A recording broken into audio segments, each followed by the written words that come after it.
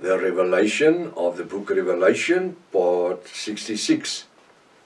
I'm Professor Hannes Redlinghuis of the First Assembly of Yafashua, South Africa, Pretoria, Montana, also international. Should you require any of my books which I've written, or have a question, or just need to know something, you can contact me. But I'm thinking about the book that I've written, which is also the handbook for this study that we are currently busy with. The 2 Keys to the Book of Revelation, 800 pages, A4 pages. 800 is so thick that we had to bind it in 2 separate books. Otherwise the binding won't last as it needs to. Because people, when studying the Bible or a book, then they open the book. And also it is very difficult to handle a book that's 3 kilograms heavy for a study book. You can contact me at my WhatsApp, +27 0722, that's our international code of course, +27 0722 367 124. You will see this on the top here. Just go to my website, https://yahvah.co.za. If this is the first time that you are about to participate in the study, please go to part 1, start from the beginning, because you have missed out on quite a bit of information. It's very important to subscribe to the channel in order to receive the different notifications of all the studies as well as our TikTok messages. Please send this link to your friends and family. Make sure at least have a 1611 King James Bible, pen and a notepad ready. I trust that the study is going to be a blessing unto you in the name of Yafashua. We are going to continue where we left off last week. We will now see how infant baptism will be used given recognition to Roman Catholic doctrine. Baptism draw one into a new life. Now this is now again, this heading is what is in the book, the handbook for the trainees of Roman Catholic priest. It says, 1. Through infant baptism, one is drawn unto a new covenant. Through infant baptism, the baby is drawn into a new covenant. Which covenant? He doesn't even know it exists. Under the old covenant, God was present among his people in the Ark of the Covenant. In the Old Testament, was that babies or was it elders? Which they, Israel, brought with them through the desert and later enshrined in the temple in Jerusalem. Now, under the new covenant, Christ lived within each of his people, most intimately, and they in him. He, that's Christ, in himself, the new promised land. Now listen what he says. He, Christ, is himself the new promised land, as Israel was promised Canaan, the promised land. Instead of a geographical territory, he gives himself and for all eternity. Infant baptism then is a sign of our true interior life, Christ's grace present with us. I just want to read this part again, where it says, he gives himself and for all eternity. Infinite baptism then is a sign of our true interior life, Christ's grace present within us. The Trinity draws us into their own life. The Trinity draws us into their own, the Trinity. This is the indwelling of the blessed Trinity. You see where the Trinity comes from. It is heaven already begun within us. It is heaven already begun within us, in a baby. So the baby is accepting the Trinity. No, the children are baptized in a cult system. This is what it is. A. How can any infant has been drawn into a new covenant? According to the Bible, when Yahweh Almighty or Yahweh Almighty made his covenant with Father Abraham, only boys were circumcised and no girls. Why then does the Roman Catholic Church also baptize girls, if the covenant was made with a boys or men child only? There is not one scripture in the Bible that confirms that infant baptisms replace the Old Testament covenant. This is a lie which was created by the Roman Catholic Church. So this is a church lie. Never. B. These same lies were inherited by most of our traditional churches in South Africa and other parts of the global, who also baptize infants. Most of the times, these innocent people in the traditional churches are totally unaware of these Roman Catholic lies, which were introduced through Protestantism. C. It's very important to take note of the fact that the Roman Catholic Church, through the Emperor Constantine in 325 AY at the Council of Nicaea, created the Trinity dogma. There was never in the Bible anything like a Trinity dogma. Constantine created the Trinity dogma. The Hebrew slogan is here, one of the two new kingly laws. Here Israel, Yahweh your Elohim is one. And now, whilst discussing the infant baptism according to the Roman Catholic Handbook, the Trinity dogma of the Roman Catholic Church infiltrates this conversation. Again, will I invite you to read my book, What is Your God's Name? And experience in full how the Roman Catholic dogma infiltrated our Protestant and Charismatic churches, while the word Trinity God never once appear in any of our Protestant Bibles. D. Read the last sentence of this discussion in the Catholic Handbook again. Now listen what he says. This is the indwelling of the Blessed Trinity. It has heaven already begun within us. Really? According to this Roman Catholic Church statement, every infant who are baptized, immaterial of which church denomination, Catholic, Protestant, Charismatic, or any denomination, this child is then drawn into the Roman Catholic cult system. As easy as that. I can't put it any way otherwise. Let's see what Revelation 18 verse 4 says. Revelation 18 verse 4. And I hear another voice from heaven saying, come out of her. Who's her? This Roman Catholic cult church system. My people. That ye, everyone who's reading and listening to this study right now, be not partakers of her, the Roman Catholic cult, sins. And that ye, who are busy with the study right now, receive not her plagues. Come out from her. This outcry rings even in the 21st century. Yahweh Elohim is speaking to you right now. Come out from her, my child. The Roman Catholic Church believes that infants need to be baptized for them to grow in the Christian community. Again, this is totally unscriptural and part of a Roman cult dogma system. He says the infants need to grow in the Christian community. Excuse me. A little bit chilly in the studio right now. Infants need to grow in the Christian community. Therefore this is what the handbook says, Catholic handbook. Therefore we, the Roman Catholic Church, baptize infants so they can grow in the life of grace within the Christian community. Infant baptism has been preached in the Christian church. Now you must remember, whenever you hear the word Christian church on a news bulletin or anything, it's got nothing to do with Protestantism. Christian church means Roman Catholic Church. I'm going to read this again. So he says, therefore, we the Roman Catholic Church baptize infants so they can grow in a life of grace within the Christian community. Infant baptism has been practiced in the Christian Church, Roman Catholic Church, from the beginning, as early as the Christians, the Roman Catholic denomination testify.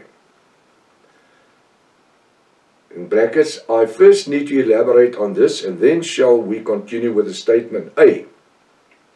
From 34 AY, when the Roman Catholic Church was formed by the Roman Empire, it was to stop the influence of the New Testament Assembly of Yahweh.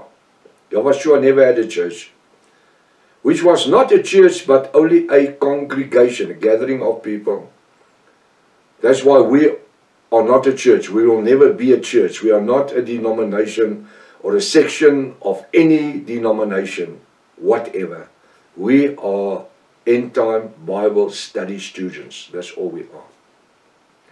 It says here, which was a church but only a congregation. Then they, the Roman Catholic Church, corrupted every part of the original gospel of Yahweh because they were part of a pagan cult that all Romans worship.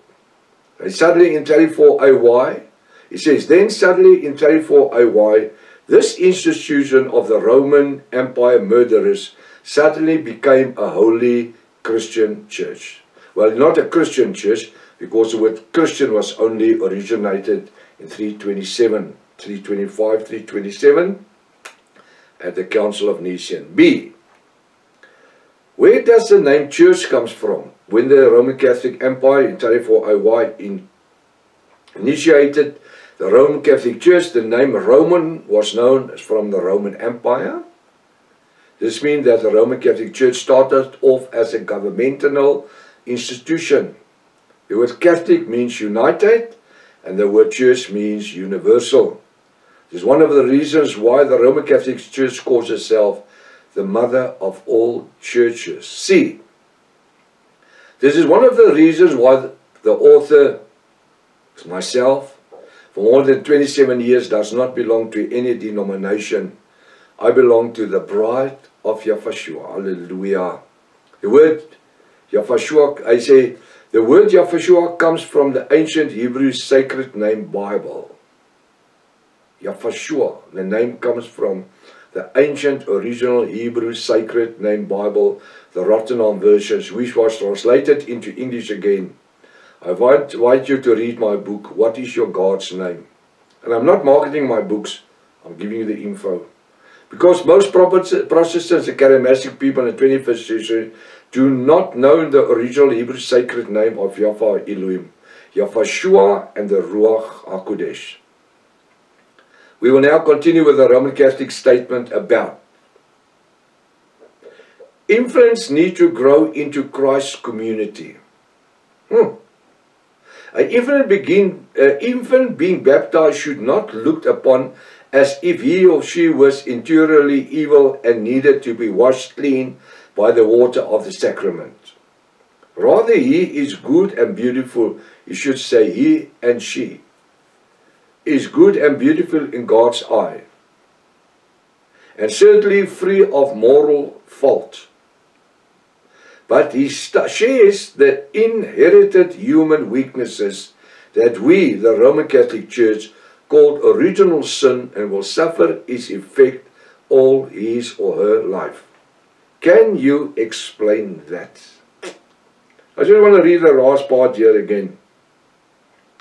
Or let me read the whole piece of the statement. Infant needs to grow into church community. Now our traditional churches that baptize babies, you're falling under the same spell of the Roman Catholic cult. Because that's where it comes from. It comes from Semiramis and Nimrod, the Queen of Heaven and the Queen of Heaven and the Sun God.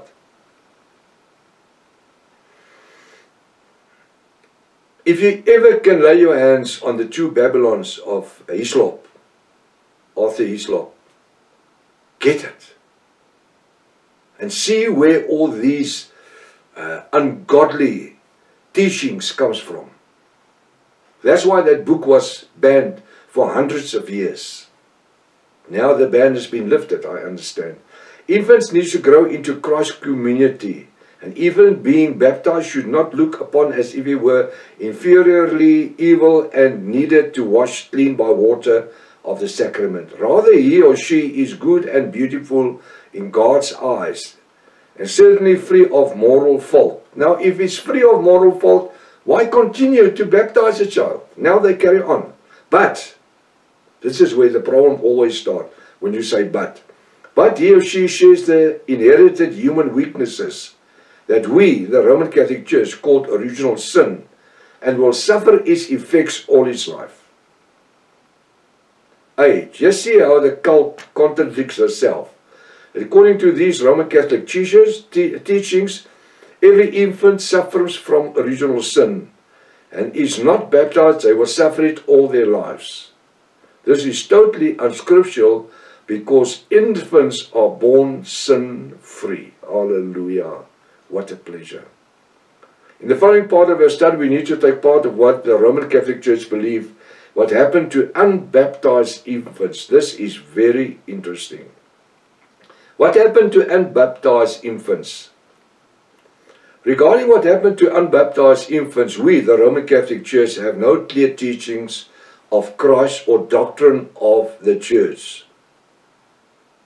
Some scholars have thought that these babies, go to limbo, L-E-M-B-O, which they regard as a state of perfect, unending natural happiness, but much less than the happiness of heaven. Now we're going to study this part. Immediately we find that infant babies who are baptized are favored more by Yahweh our Elohim, that's God, than unbaby infants.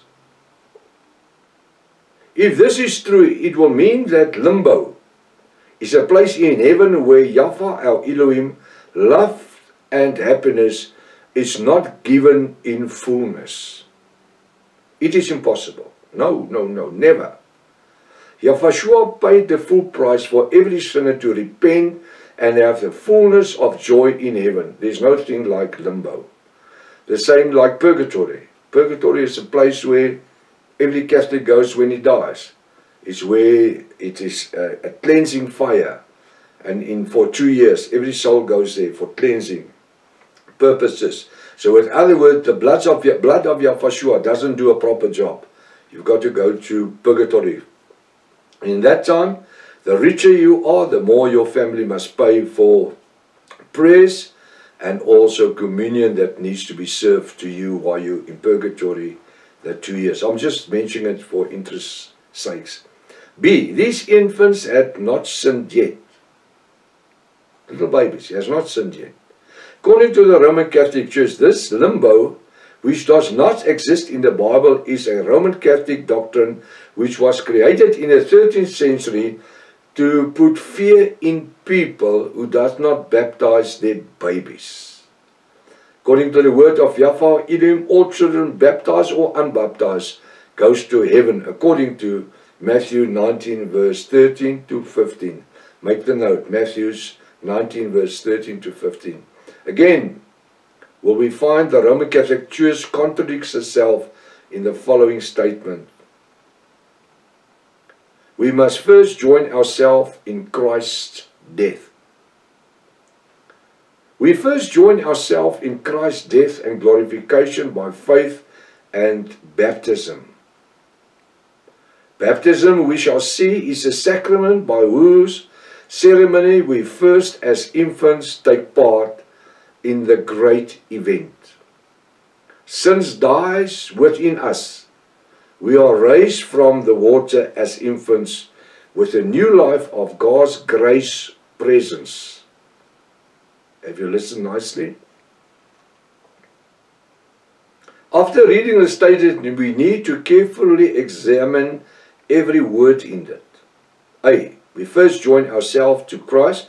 First join ourselves to Christ's death and glorification by faith in baptism.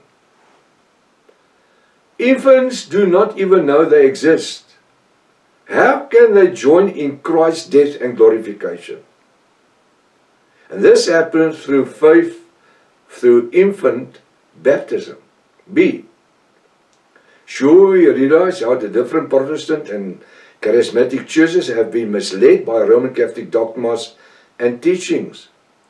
Most people did it because they did not know and were misled by church and its dogmas. The question today in 2025 is, what are you going to do about it? Oh, my father, tradition, my grandfather, my great-grandfather, my father.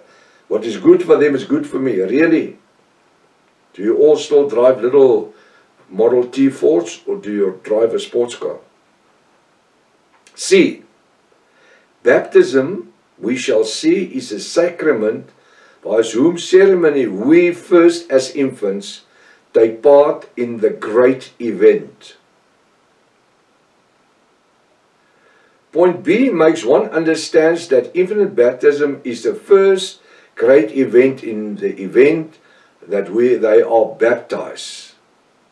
It is important to note that the Roman Catholic Church draws people into believing that infants have sinned. Baby have sinned. Doesn't even know they exist. D. Sin dies within us. That's what they say. And we are raised from the water as infants with a new life of God's grace presence. How can they say sin dies within us if infants have no sin? How can they say, and we as infants are raised from the water with a new life of God's grace presence? God's grace presence. What do infants know about God's grace and His presence? Nothing.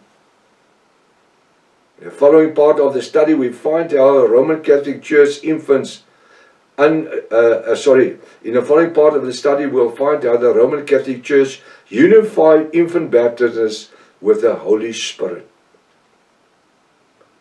Christ needs us, the Holy Spirit. Christ sends us the Holy Spirit in confirmation. Listen what he says. In infant baptism, we unite to Christ and born into the life of grace. We came forth as children from the womb of baptismal water. So when the water broke, it's already baptism. Confirmation of this completion of baptism, the giving of the full power of a Christian. Confirmation means strengthening the sacrament, strengthens and increases that we received at baptism, particularly the power of bearing witness to Christ, little baby. We now become full-fledged members of the Roman Catholic Church, lay apostles in the fullest sense. Now you must tie your seatbelt. A. In infant baby baptism, we unite to Christ and born into the life of grace. Throughout the New Testament, we as part of the bride of Yahweh are united to life in grace through the blood of Yahweh and not through any infant baptism. So all you can receive grace is through the supernatural blood of Yahweh. B. We came forth as children from the womb of baptismal water. Again, it is an unscriptural statement, because we are born again through the immersing into the water grave through the grace of Yahweh. Hallelujah. Romans 6 verse 1 to 12. You can go study Romans 6 verse 1 to 12. The old man of sins are buried and risen in Yahweh. Little baby doesn't even know he exists. C. Confirmation is the completion of baptism. The giving of full power of a Christian. So this is a little baby receive full power of a Christian. This statement is dogmatically a lie, because only the blood of Yahweh gives us full power and not any church teachings or acceptance. D.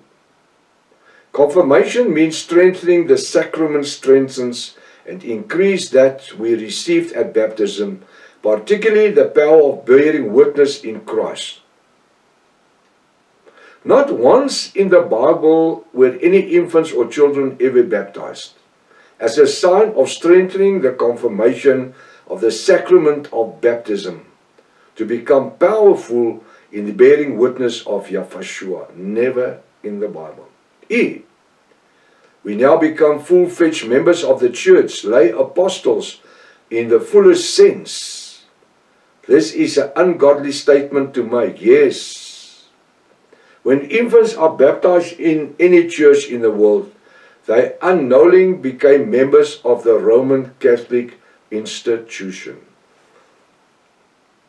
Whether it happened through traditional churches or what denominations, the infants are baptized in any church in the world, they unknowingly become members of the Roman institution. But they do not become lay apostles in the full sense. Impossible. They only became apostles of this ungodly institution. That is what they will become apostles of.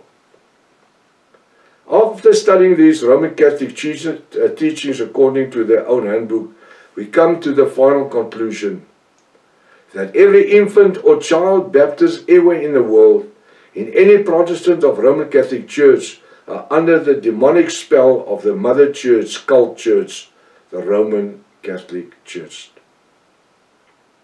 Not even one sentence from the handbook, the Roman Catholic Church, used the presentation is ever near biblical truth. It's not even near. It is amazing how Christians in the more than 600 years have been misled with the theology of the Roman Catholic cult. After participating in this study till now, the question is, what are you going to do about it? Are you going to ignore it and just walk away from it? Again, I invite you to read my book, The Lies of the Church. I just want to say it's not in print right now, but it will be later. The next question must be, does the church go through the Great Tribulation? Does the church go through the Great Tribulation? Now we are still busy with the Roman Catholic Handbook. In this part of our study, we will discover one of the greatest lies this Mother Church, the Roman Catholic Church, has ever created. We shall find how this the holy dogma was created, believing that every person must go through the Great Tribulation before the coming or the parousia of Yahshua will occur. The Roman Catholic Church theology is called post-tribulation. It is important to remember that we earlier agreed that 500 people sitting in church on a Sunday, then I ask you at 10 o'clock, the coming or the parousia of Yahshua appear. Does all these 500 people go to heaven just because they're sitting in church? No. They are very, very lucky if 10 or maybe 5 of them is going to be changed. 1 Corinthians 15, 27 to 58, from an earthly into a heavenly, mortal immortality body, going with Yahshua in the parousia or the coming of Yahshua. So they're not all going just because they're sitting in church. The bride goes to heaven. The rest of the church staying behind will have to take the mark on the right hand or forehead, according to Revelation 13 verse 16 to 18. Without that microchip, they can't buy or sell. This is not what I say. This is what the scripture says. They will have to be marked, because without the mark, they can't buy or sell. We are currently busy. They are currently busy in the world with this digital ID, which is part of a microchip implant and everything. And we need to take note of it because we are living in the end time.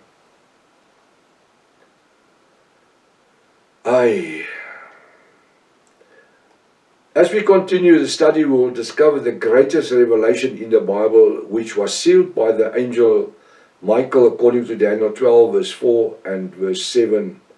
As we continue, we shall find out who are these souls under the altar of Yahweh Elohim, according to Revelation 6, verse 9, who were beheaded for not taking the mark or the microchip on the right hand or forehead. We're living in the age of the great lie. And the internet is the main part of it. Because anybody can put an article on the internet.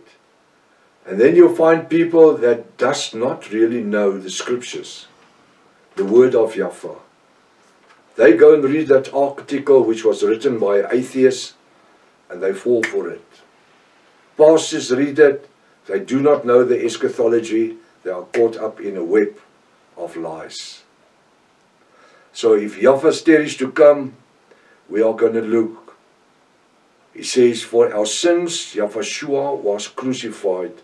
Next week, I want you to 1 John 1 verse 9. Take that scripture and read it. So when I start with it next week, in Father's will, and it is to come, so you have a bit of an idea. We've learned quite a bit round about infinite baptism. Let's be awake of the lie that the churches are living in. Till Monday, till next week, if it's Father's will. Maranatha. Yahweh is coming back again. Hallelujah.